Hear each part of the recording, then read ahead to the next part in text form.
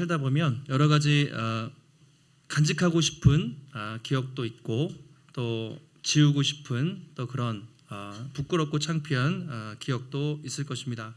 그때만 생각하면 저 몸에 소름이 돋고 참 지우고 싶다, 창피하다, 뭐 그런 여러 가지 아마 순간들이 있을 것입니다.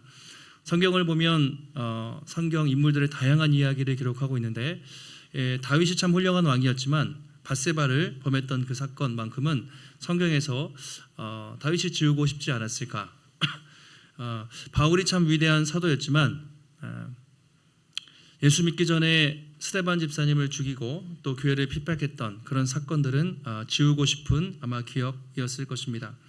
우리도 살다 보면은 참 그런 시간들을 많이 겪고 인생에서 삭제하고 싶은 지워버리고 싶은 기억들이 아마 몇 가지씩은 다 있을 것 같습니다.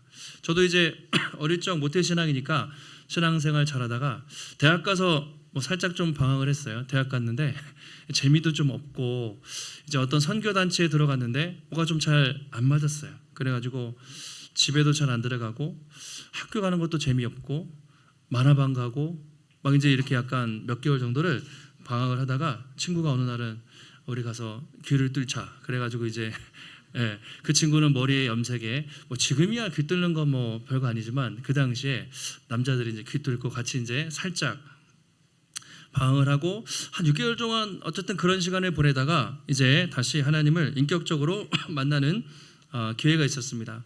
그때 같이 이제 방황하고 염색하고 귀 뚫었던 친구는 저보다 먼저 목사가 돼서 사역을 하고 있고 저도 지금 이제 목사가 되어 있는데 돌아보면 우리가 좋았던 기억, 성공의 기억들이 우리를 만들어가기도 하지만 넘어지고 실패했던 시간들을 통해서 주님을 만나게 되고 그 것들이 또 지금 우리를 만들어가는 것 같습니다. 우리가 이제 살면서 또 결심을 해요. 은혜 받으면 내가 오늘은 절대로 화내지 말자. 열심히 말씀 보자. 애들이 말 안 들어도 큰 소리 치지 말고 말 조심하고 사람들에게 친절하게 대하자. 이렇게 결심을 합니다. 근데 하루도 못 돼서 이런 결심이 많이 꺾일 때가 있죠. 애들 아침에 학교 보내는데 아이들이 손주들이 말을 안 들으면 그냥 또 큰 소리가 팍 나가고 내가 왜 그랬을까. 또 남편이 아내가 던진 사소한 말 때문에 삐지고 속상하고 직장 가서 일하다가 또 어떤 관계의 어려움 때문에 또 낙심하는 그러한 일들을 많이 경험하게 되죠. 그래서 참 인간이란 얼마나 참 약한가. 아무리 결단하고 결심해도 또 넘어지는 그런 모습을 우리가 보게 됩니다. 오늘 성경에 나오는 베드로의 모습이 그렇습니다. 오늘 베드로의 이 사건 여러분 잘 아시지만 베드로 인생에 가장 삭제하고 싶은 딜리트, 지워버리고 싶은 그런 가장 치욕스러운 사건이었을 것입니다. 아마 자신의 모든 것을 걸고 3년 동안 따라다녔던 그 베드로가 이 마지막 가장 중요한 순간에 예수님을 부인하고 배반하는 그런 일을 행한 것이죠. 그래서 우리가 베드로 보면서 제3자적인 입장에서 어떻게 저렇게 주님을 배신할 수 있을까 그렇게 생각하지만 사실 우리도 돌아보면 곰곰이 생각해 보면 베드로처럼 많이 무너지고 또 연약한 사람들임을 고백하게 되죠. 그래서 오늘 베드로의 이야기는 이 한 사람의 실패 이야기가 아니라 참 연약한 우리 모두의 이야기라고 할 수가 있습니다. 말씀의 결론은요, 다행히 해피엔딩이죠. 우리는 베드로가 이런 실패를 겪고 베드로는 그 뒤에 사라졌더라가 아니죠. 가룟 유다는 사라졌지만 베드로는 복귀해서 위대한 사도가 됩니다. 어쩌면 베드로는 그 가장 처절한 인생의 실패를 통해서 주님을 사랑을 제대로 경험하게 돼요. 그리고 그때부터 그 인생이 전환되는 터닝 포인트를 맞게 됩니다. 오늘 말씀을 통해서 또 하나님이 어떻게 이 연약한 질그릇 같은 우리를 또 그렇게 아름답게 또 성숙하게 빚어가시는지 오늘 말씀을 통해서 함께 살펴보도록 하겠습니다. 앞에서 예수님이 고별 설교 마치시고 그 다음에 고별 기도하시고 겟세마네 동산으로 가셨습니다. 평소에 예수님과 제자들이 자주 기도하던 곳이었기 때문에 예수님도 아시고 가룟 유다도 당연히 알았겠죠. 얼마 지났을 때 유다가 로마의 군인들과 많은 또 경비병들을 데리고 이쪽으로 찾아왔습니다. 그때 예수님은 피하거나 도망가지 않으시고 내가 그니라 그렇게 말씀하시면서 당당하게 체포에 응하시죠. 그때 베드로가 어떻게 했습니까? 칼집에서 칼을 꽂아 빼가지고 말구의 대제사장의 종 말구의 오른쪽 귀를 잘라버리죠. 그때 예수님이 베드로를 칭찬하는 것이 아니라 책망하시면서 아버지께서 주신 잔을 내가 마셔야 하지 않겠냐, 나는 그 길을 가야 한다 하면서 칼을 칼집에 꽂으라고 말씀을 하십니다. 바로 그 순간에 어떤 일이 일어났냐면 다 도망갔습니다. 모든 제자들이 다 도망갔더라, 이렇게 요한복음에는 기록하고 있지 않지만 마태, 마가, 누가는 기록을 하고 있습니다. 그래서 마태복음 26장 56절에 이렇게 되어 있죠. 이에 제자들이 다 예수를 버리고 도망하니라. 다 도망갔어요. 자, 그러면 어떻게 다시 베드로는 예수님을 따라갔나? 어떻게 다 부인하게 됐나? 이렇게 우리가 생각해 볼 수 있는데 그 다음 구절이 중요하죠. 이렇게 말하고 있습니다. 베드로가 어떻게요? 멀찍이 예수를 따라 대제사장 집 뜰에 가서 그 결말을 보려고 안에 들어가 하인들과 함께 앉아 있었다라고 마태가 기록을 하고 있습니다. 그러니까 처음에 막 경비병들이 몰아닥쳐가지고 딱 그때 예수님이 체포됐고 일단 튀자. 그래서 11명 다 도망갔어요. 근데 베드로가 양심의 가책이 있죠. 그래서 내가 예수님의 수제자인데 어떻게 했습니까? 가까이 따라가지 못하고 멀찍이 예수님을 따라서 예수님이 어떻게 되는지 숨어서 조용히 따라가는 베드로의 모습을 볼 수 있습니다. 자, 멀찍이 따라갔다. 이 멀찍이라는 것이 중요하죠. 단지 물리적인 공간적인 거리가 아니라 이미 베드로의 마음이 예수님으로부터 멀어져 있습니다. 왜요? 불안하고 두렵기 때문에. 나도 죽지 않을까? 그 불안함 때문에 예수님을 가까이 따라갈 용기는 없었지만 그래도 예수님 사랑하는 마음은 좀 있었던 것 같아요. 멀리서 조용히 숨어서 예수님을 따라가게 되죠. 근데 방금 베드로가 어떤 말을 했었습니까? 최후의 만찬 자리에서 여기 있는 모두가 나를 배신할 것이다. 그랬을 때 베드로가 당당하게 얘기했죠. 주님, 여기 있는 모든 사람들이 다 주를 떠날지라도 나는 결단코 주님을 떠나지 않겠습니다. 그때 주님이 아니야, 오늘 밤에 닭이 울 때 네가 3번 나를 부인할 거야. 그때라도 베드로가 좀 겸손했으면 좋았을 텐데 예수님께 이렇게 말하죠. 아니라니까요. 내가 주와 함께 죽을지언정 결단코 주님을 부인하지 않겠습니다. 이게 불과 몇 시간 전에 있었던 사건이었습니다. 근데 지금 어떻습니까? 완전 쫄아가지고 자기 죽을까 봐 멀리서, 주님은 잡혀가는데 멀리서나마 예수님을 따라가는 그 베드로의 모습을 볼 수가 있습니다. 자, 그렇게 해서 다 도망가고 2사람 남아요. 한 사람은 베드로, 또 한 사람은 15절에 이렇게 기록을 하고 있는데요. 시몬 베드로와 또 다른 제자 한 사람이 예수님을 따랐습니다. 이 제자는 대제사장과 아는 사람이라 이렇게 설명을 해요. 베드로 남았죠. 멀찍이 쫓아가고 있습니다. 또 다른 제자 한 사람은 누구일까? 의견들이 있지만 학자들은 요한복음을 기록한 사도 요한이라고 그렇게 말합니다. 요한복음 볼 때 나 사도 요한이 이렇게 쓰지 않죠. 예수님이 사랑하시는 제자라고 그렇게 해서 저자의 이름을 밝히거든요. 여기서도 또 다른 제자 한 사람 자신을 이렇게 제3자적 입장으로 표현을 해서 베드로와 함께 간 것이죠. 왜 자기가 있음을 기록을 했는가? 그것은 자기가 예수님의 체포와 신문, 그리고 사도 요한은 예수님 십자가 질 때까지 앞에까지 가거든요. 그 모든 것들을 내가 목격했다, 역사적 사실이다라는 것을 드러내기 위해서 이름은 밝히지 않지만 또 다른 제자가 자신이었노라고 그렇게 기록을 하고 있습니다. 둘이 가는 거예요. 베드로랑 요한이랑 저기 대제사장 예수님 잡혀 계시고 이제 뜰 안에 들어가는데 요한은 들어갔는데 베드로는 못 들어갔어요. 당시의 대제사장은요, 지금으로 말하면 국무총리 같은, 그러니까 로마의 지배 아래서 정치, 경제, 정치와 종교를 꽉 쥐고 있는 가장 높은 최고의 권력자입니다. 그러니까 아무나 못 들어가겠죠. 문지기가 당연히 있었을 거예요. 그런데 사도 요한은 대제사장과 뭔가 알았나 봐요. 그런데 베드로는 모르니까 들어갈 수가 없었습니다. 어떻게 요한이 대제사장과 알았을까? 성경에는 안 나와 있지만 친척이었다고 보는 사람도 있고요. 이제 요한이 아버지가 세베대의 아들인데 갈릴리에서 그러니까 어업을 했다고 다 가난한 건 아니고 거기 이제 배가 있었어요. 그래서 부자였기 때문에 갈릴리에서 예루살렘까지 이제 생선을 파는 일들을 했겠죠. 그러면서 어쨌든 이 대제사장 가문과 교류를 하지 않았을까? 뭐 그렇게 말하는 사람도 있습니다.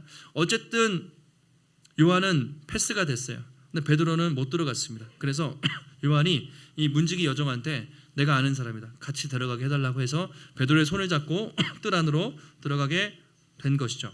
근데 그 다음이 문제였어요. 뭐 들어간 것까지는 좋은데 어떤 한 사람이, 그 문지기가, 여종이 갑자기 이렇게 이야기를 하는 거죠. 17절 같이 한번 17절을 읽어보실까요? 문 지키는 여종이 베드로에게 말하되 너도 이 사람의 제자 중 하나가 아니냐? 그가 말하되 나는 아니라 하고 누가요? 문 지키는 그 여종이 너도 저 사람 예수의 제자 중 하나가 아니냐? 이렇게 물어보게 된 것이죠. 너무 아마 갑작스러운 질문일까요? 베드로가 너무 당황했던 나머지 나는 아니라, 짧은 말이죠. 나는 아니라, 두 마디, I am not 이렇게 돼 있는데 난 저 사람을 모르라고 처음으로 주님을 부인하게 됩니다. 어쩌면 자기도 모르게 너무 쉽게 그냥 모른다고 두려운 나머지 했을지도 모르겠습니다. 예, 얼떨결에. 그러나 마음에 뭔가의 가책은 있었겠죠. 그렇게 해서 첫 번째로 예수님을 부인하게 됩니다. 야구에서 아웃될 때 몇 번 그 아시는 분들은 딱 하면 헛스윙을 3번 하면 이제 아웃되거든요. 예, 이제 원 스트라이크 당한 거예요. 한 번은 그럴 수 있지. 예, 자기가 합리화했을지도 모르겠습니다. 한 번 예수님을 부인했는데 두 번 세우는 너무 쉬웠어요. 자, 그 후에 베드로가 어떻게 할 것인가? 18절에 보시면 요한이 이렇게 기록해요. 그때 날씨가 추워서 하인들과 베드로를 비롯해 사람들이 불을 쬐고 있었더라. 이렇게 불이라는 말을 쓰고 있습니다. 예루살렘은 해발 600~700m, 꽤 높은 고도고 사막도 새벽엔 되게 춥거든요. 그래서 예루살렘이 상당히 추웠던 것 같아요. 그래서 숯불 펴놓고 이제 둘러앉아서 불을 쬐고 있었는데, 이 불이라는 것은 베드로의 불안한 심리를 상징하는 하나의 장치라고 할 수 있습니다. 왜냐하면 지금 18절에도 나오지만 25절에도 또 불 쬐고 있는 상황으로 그렇게 연결이 되고요. 나중에 베드로가 갈릴리에서 부활하신 주님 만났을 때 주님이 뭐하고 계셨죠? 숯불을 펴놓고 생선 구워놓고 계셨죠. 불. 그래서 이 불이라는 것은 베드로의 배신과 베드로의 회복을 상징하는 하나의 중요한 도구라고 할 수가 있습니다. 자, 그렇게 해서 예수님을 부인하는데 마태, 마가, 누가, 공관복음과 요한복음의 내용이 많이 다릅니다. 그러니까 이제 마태, 마가, 누가 복음은 공통된 관점, 우리가 이렇게 말하죠. 그래서 AD 60년, 70년경에 좀 일찍 쓰여졌어요. 요한복음은 90년에서 100년경, 그러니까 새 복음서가 쓰여지고 한참 뒤에 쓰여졌기 때문에 요한이 의도적으로 다른 내용들을 많이 기록을 했습니다. 마태, 마가, 누가는 이 사건을 어떻게 기록하냐면 베드로가 부인하고 금방 있다가 두 번째 부인하고 바로 세 번째 부인하는, 헛스윙 3번 해가지고 한 방에 날아가는. 그러니까 베드로가 한 번에 얼마나 철저하게 무너지는가에 초점을 두고 공관복음 기자들은 기록을 했어요. 근데 요한은 그렇지 않습니다. 첫 번째 부인하고 중간에 뭐가 나오죠? 예수님이 신문을 받는 장면이 19절부터 나옵니다. 24절까지. 그리고 다시 25절에 두 번째 3번 부인하는 장면이 나와요. 그러니까 베드로가 첫 번째 부인하고 예수님이 신문 받으시고 그리고 두 번째, 세 번째 부인하는 이런 구조. 제가 이제 항상 설교할 때는 주보에 설교 노트를 보세요. 구조랑 내용들이 있으니까. 그래서 베드로 부인하고 예수님 신문 받으시고 마지막에 부인하는. 그러니까 이 부인 사이에 예수님의 신문 받는 장면이 나와 있는 거예요. 그러니까 의도적으로 그렇게 기록을 한 거죠. 예수님을 부인하는 베드로. 그러나 그 중간에 끝까지 자기의 신분을 밝히시는 당당하신 예수 그리스도. 예수님은 뭐라고 했죠? 네가 메시아냐 그랬을 때 내가 크니라, I am 이라고 했어요. 그런데 베드로는 네가 예수의 제자냐, I am not, 나는 모른다. 그러니까 예수님의 신실하심과 베드로의 비겁함을 대조하고 있는 거예요. 그런 의미에서 이렇게 앞뒤로 싸는 샌드위치 구조로 요한이 기록을 했습니다. 자, 그래서 이제 화면이 바뀌잖아요. 19절 보시면 대제사장이 이제 신문하는 장면이 이렇게 나옵니다. 예수님과 제자들이 뭘 잘못했는지 따져 물어요. 이때 대제사장이 안나스라는 제사장이 신문을 하는데 원래 그 당시 대제사장은 가야바라는 사람이었습니다. 성경의 기록에 의하면 안나스의 장인어른인데 실제로 그 당시에 실권을 잡고 있던 사람은 안나스였던 것 같아요. 그러니까 전임 대제사장이죠. 근데 이 사람이 짱이니까 일단 데리고 가요. 그리고 나중에 가야바한테 가가지고 신문을 받고 본디오 빌라도에게 넘긴 다음에 십자가로 가는. 그러니까 유대 사내들인 공회에서 신문 받고 그 다음에 빌라도에게 사형 언도 받고 이제 그런 과정으로 나아가는데 안나스라는 사람한테 가서 신문을 받게 합니다. 막 질문을 했겠죠. 근데 옆에 있던 군인이 어떻게 합니까? 예수님의 뺨을 쫙 갈기면서 그때부터 이제 예수님이 비난과 모욕을 당하시는 거죠. 네가 어떻게 대제사장에게 그따위 말을 하냐? 감히 이렇게 하면서 예수님을 막 때리는 장면이 잠깐 나오게 됩니다. 이게 참 예수님의 이제 순환이 여기서부터 시작이 되는데요. 예수님이 누구신가? 하나님의 아들이시고 예수님은 참 대제사장이시죠. 우리 위한 대제사장인데 가짜 짝퉁 제사장에게 신문을 받고 있죠. 그럼에도 주님은 당당하게 자신의 신분을 밝히면서 신문에 응하게 됩니다. 그러니까 답이 없죠. 그러니까 이 안나스가 가야바한테 다시 보내요. 그게 다음 장면에 나오게 됩니다. 자, 그렇게 해서 예수님은 밤새 원래 새벽에 그렇게 신문을 하면 안 돼요. 그러니까 다 불법적인 거예요. 빨리 예수님 잡아가지고 죽이려고 이 사람들이 밤에 막 불법적인 신문을 하고 온갖 고소를 하고 있는데 바로 그때 카메라 앵글이 다시 예수님에게서 베드로에게 쫙 옮겨져 가요. 그러면서 베드로가 그 타이밍에 예수님을 두 번째로 부인하게 되죠. 그것이 25절인데요. 시몬 베드로가 서서 불을 쬐더니 다시 불이 나오죠. 사람들이 또 묻습니다. 너도 그 제자 중에 하나가 아니냐? 베드로가 뭐라고 합니까? 부인하여 이르되 나는 아니라 하니 이렇게 말합니다. 너도 그 제자 중에 하나가 아니냐? 두 번째 물었을 때 나는 아니라. 마태복음을 보면 조금 더 강력합니다. 베드로가 맹세하며 부인했다 이렇게 나와요. 처음보다 더 훨씬 강력하게 나는 저 사람이 누군지 전혀 모른다. 처음에는 그냥 소극적으로 부인했다면 훨씬 더 강력하게 대놓고 예수님을 부인하고 있습니다. 그리고 1시간 정도 또 지나서 그 상황에서 예수님은 이제 신문을 받고 계셨겠죠. 그때 세 번째 부인이 일어나는데 이때는요 누가 물어보냐면 동산에서 말고의 귀를 잘랐잖아요. 베드로가 말고의 친척이에요. 그러니까 확실한 증인이 물어봐요. 내가 몇 시간 전에 내 친척 말고 네가 말고의 귀를 자르지 않았냐? 내가 분명히 거기서 너를 봤다. 이렇게 얘기합니다. 그러니까 빼박인 거예요. 더 이상 피할 수 없는 질문을 받게 되죠. 그러면 베드로는 여기서 자기의 신분을 밝혔는가? 그래 내가 예수의 제자가 맞다. 예수님 체포하려거든 나도 체포해라. 그렇게 말하지 않고 아주 비겁한 선택을 하게 됩니다. 나는 그를 모른다. 나는 그를 모른다. 요한은 아주 짧은 문장으로 이렇게 기록을 하고 있습니다. 27절에 이에 베드로가 또 부인하니 곧 달기 의더라. 이렇게 간단하게 기록하지만 마태복음에서는요 베드로가 예수님을 저주하고 맹세하고 부인하였다 이렇게 나와요. 저주하고 맹세하고 부인했다. 그러니까 처음에는 잘 몰라요.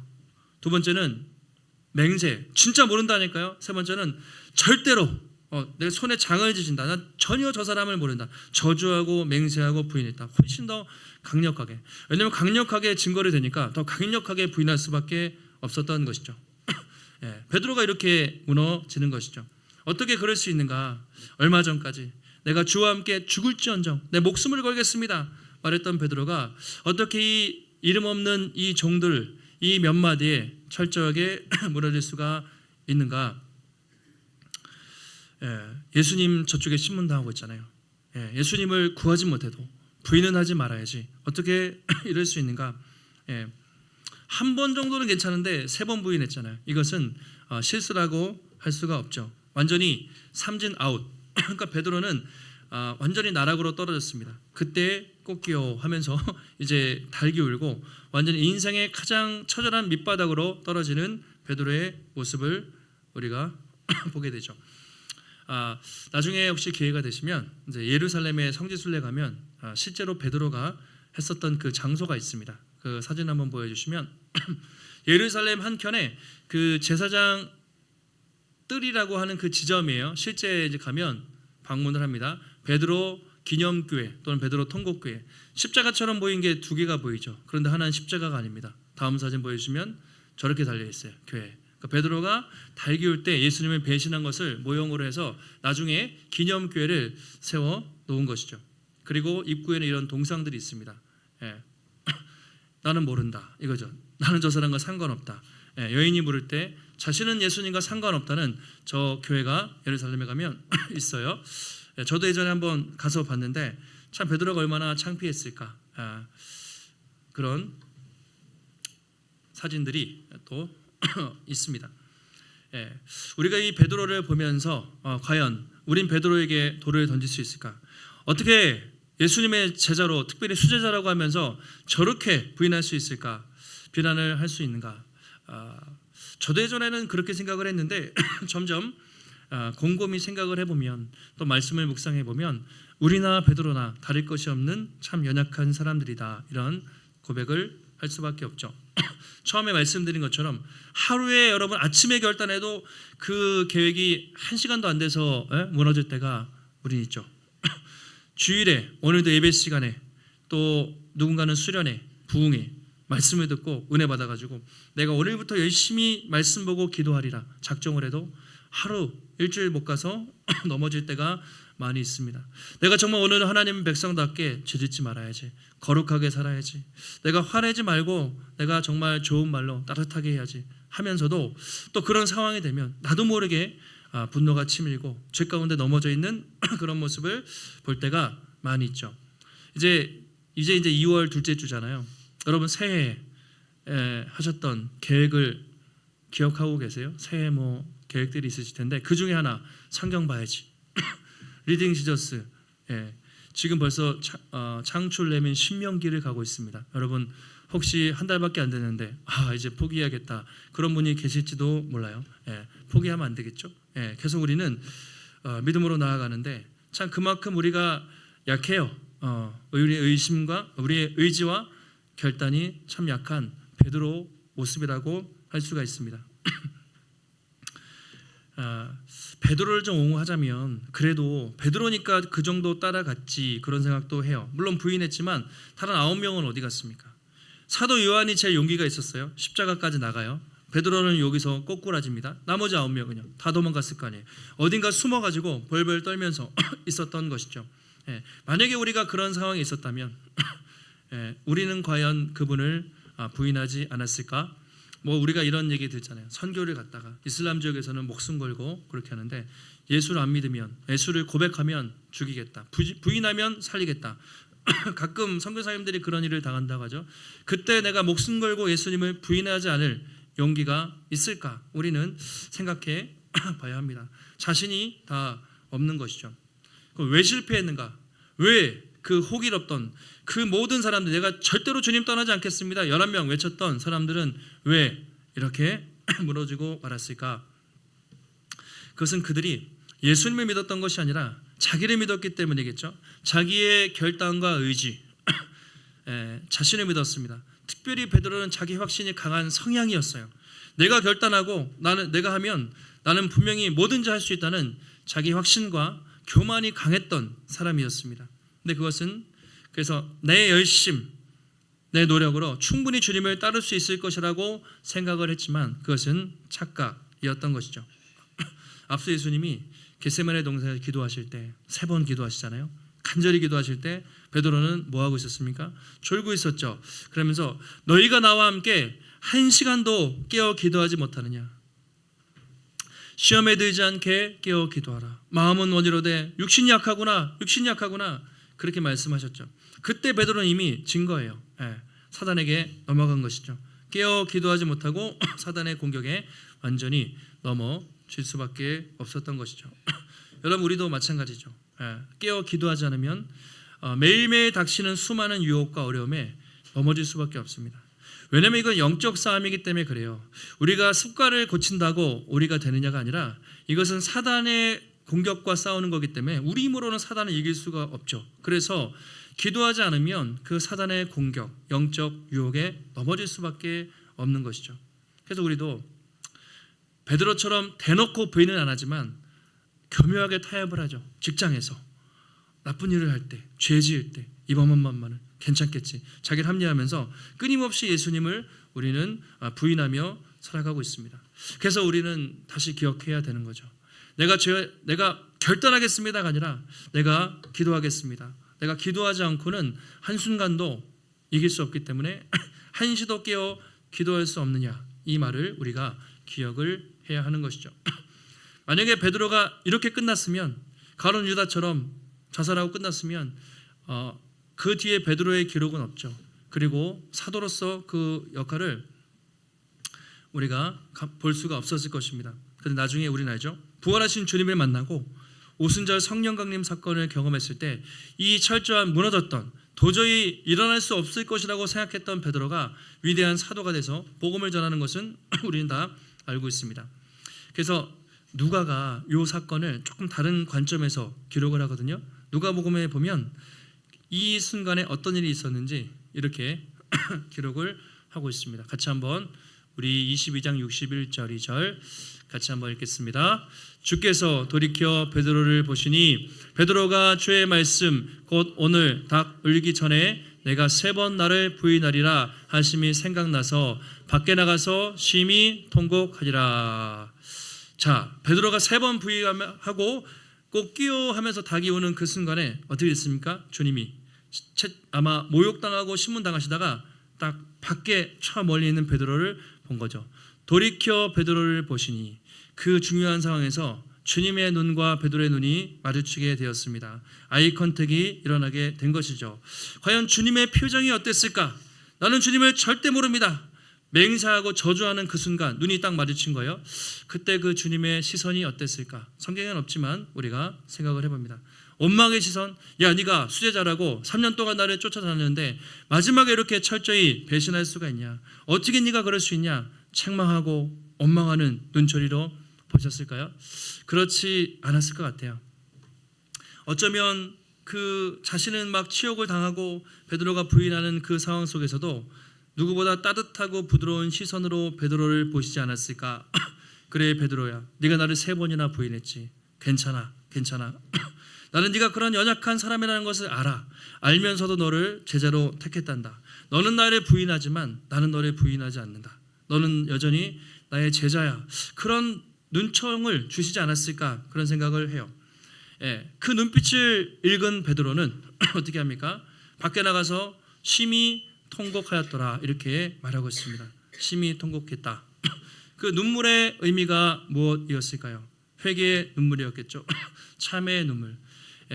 사랑하는 주님을 지키지 못한다는 그런 슬픔의 눈물이기도 했을 것이고, 그 예수님의 죽음 앞에서 배반할 수밖에 없는 자신을 향한 눈물일 수도 있고, 또 자기를 믿고 의지하며 살았던 그런 자아를 고백하는 철저한 회개의 눈물이었겠죠. 근데 여기서부터 바로 이 순간에 베드로가 변화가 일어난 거예요. 바로 철저히 회개할 때 거기서 주님의 귀한 사랑을 경험했고, 거기서 베드로가 깨진 거예요. 나를 믿을 수 없구나. 주님을 믿고 살아야겠구나. 여기서 가룟 유다와 베드로의 차이가 벌어집니다. 유다도 잘못했고 베드로도 잘못했습니다. 그냥 인간적으로 보면 베드로가 더 잘못했을 수 있어요. 3번이나 부인했잖아요. 그런데 베드로는 크게 실패했지만 회개하며 돌아왔습니다. 가룟 유다는 돌아오지 않고 스스로 목숨을 끊었던 것이죠. 그렇게 해서 유다는 영원히 지워지고 베드로는 다시 회복되어서 주님의 사랑을 경험하고 하나님의 사도로서 그 사명을 감당하게 된 것이죠.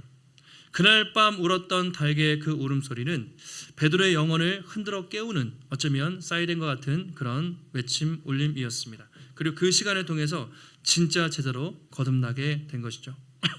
그 성경을 보면은 참 재미있는 일들이 많잖아요. 그런데 왜 이 베드로의 부인 사건은 마태, 마가, 누가, 요한복음 다 기록하고 있잖아요. 그냥 나중에 베드로 입장에서 생각해 보면 마가복음 같은 경우는 베드로 제자니까 마가가 베드로가 불러준 대로 쓴 거란 말이에요. 야 이거 창피하다, 지워라. 요한한테도 지워, 마가한테도 지워, 마태 다 지워. 그러면 지웠겠죠. 왜냐하면 베드로는 당시 성경에 쓰여질 당시에 최고의 가장 권위 있는 높은 지도자였으니까. 그런데 베드로가 지으라고 하지 않았죠. 성경에는 그 가장 치부, 연약한 장면을 그대로 드러내고 있습니다. 베드로는 왜 그랬을까? 아마도 내가 지금은 사도지만 이게 내가 잘나서 쓰임 받은 것이 아니라 난 지지리도 못난 사람이었다. 마지막 날 예수님을 부인한 철저한 배신자였다. 그러나 하나님은 그런 나를 붙잡아 주셨고 그런 나를 통해서 이 복음을 전하는 사명을 맡기셨다. 자격 없는 자신을 구원하시고 또 끝까지 사명을 맡기신 그 주님의 귀한 사랑을 증거하기 위해서, 약할 때 강함 되시는 그 하나님을 증거하기 위해서 이 부끄러운 이야기를 빼지 않고 성경에 기록을 한 것이죠. 그래서 오늘 이 베드로의 부인은 그 인생의 실패가 아니라 회복의 전환점이 되었던 것이죠. 이전에는 자신을 의지하는 인생이었어요. 내 힘으로, 내 능력으로 다 할 수 있어. 그러나 이후에는 철저히 주님을 의지하는 인생이 되었던 것이죠. 주님, 내 힘으로, 내 결심 의지로 살 수 없지만 나는 주님을 의지하며 갑니다. 주님이 도우시면 감당할 수 있습니다. 그런 고백을 했던 것이죠. 여러분, 우리도 이 땅을 살면서 수도 없이 흔들리고 수도 없이 넘어지고 수도 없이 실패할 때가 많이 있습니다. 그러나 예수님은 그런 우리의 실패, 그런 우리의 넘어짐, 그런 상황에서도 절대로 우리를 포기하지 않는 하나님이시죠. 주님은 우리가 때때로 주님을 부인할 때에도 주님은 우리를 부인하지 않으시는 그런 분이죠. 우리는 때때로 살면서 주님의 손을 놓을 때가 있습니다. 주님이 싫다고 주님이 떠날 때도 있지만 주님은 우리의 손을 놓지 않으시는 것이죠. 그것이 주님의 사랑이고 바로 그것 때문에 우리가 살 수 있는 거죠. 어차피 오늘도 내가 말씀 보고 기도하고 열심히 살겠습니다 결단해도 또 흔들릴 수 있습니다. 물론 결단이 필요하지만 더 중요한 것은 우리를 포기하지 않으시는 그 사랑을 우리가 기억하고 붙잡는 것입니다. 오늘도 혹시 우리가 과거에 또는 요즘에 주님을 외면하고 부인하며 살았던 부끄러운 모습이 있다면 주님은 괜찮아 말씀을 하시죠. 실패해도 괜찮아, 넘어져도 괜찮아, 진실한 마음으로 주님 앞에 나아가 회개할 때 주님이 너그럽게 용서해 주실 줄 믿습니다. 한 주간 연약한 우리를 끝까지 포기하지 않고 품으시는 그 신실하신 주님을 바라보시면서 여러분에게 맡기신 또 사명들이 있다면 그 사명을 감당하시며 신실하게 주님의 길을 걸어가시는 예수님의 참된 제자가 되시기를 주님의 이름으로 축원합니다. 하나님 감사합니다. 오늘도 우리에게 거룩한 주일 허락하시고 주님의 귀한 말씀 깨닫게 하시니 감사를 드립니다. 주님 3년 동안 따라다녔던 수제자라고 자랑했던 그 베드로가 가장 중요한 그날 밤 십자가 지시기 전날 밤 주님을 3번이나 부인하는 철저한 실패를 경험했지만 그럼에도 주님은 그런 베드로를 포기하지 않고 버리지 않으시고 그를 회복시키심으로 놀랍게 사용하시는 것을 경험하게 됩니다. 하나님, 우리도 인생을 살아가면서 실패하고 넘어질 때가 많습니다. 때로는 내 자신과 나의 경험과 내게 가진 자원, 나의 힘으로 살아갈 때가 있지만 그때마다 넘어짐을 많이 경험합니다. 하나님, 이후로는 우리가 우리 자신을 믿지 않고 우리를 사랑하시는, 우리를 포기하지 않으시는 주님을 날마다 믿고 의지하며 세상에서도 흔들리지 않고 담대하게 굳건한 믿음으로 살아갈 수 있도록 주님 용기와 믿음을 더하여 주시옵소서. 오늘도 우리가 주의 전에 나올 때 우리의 마음과 정성을 다해 귀한 예물 드렸습니다. 하나님, 그 드려진 손길마다 축복하여 주시고 하나님, 우리의 모든 허락된 것이 주님의 것입니다. 주님 나라 위에 기쁨으로 드릴 때 하나님, 우리 인생에 우리 가정에 부족함 없이 풍성하게 채우시는 주님의 손길을 날마다 경험케 하여 주시옵소서. 한 주간 주님과 동행하며 승리케 하시기를 간구하오며 존귀하신 예수님의 이름으로 기도하옵나이다. 아멘.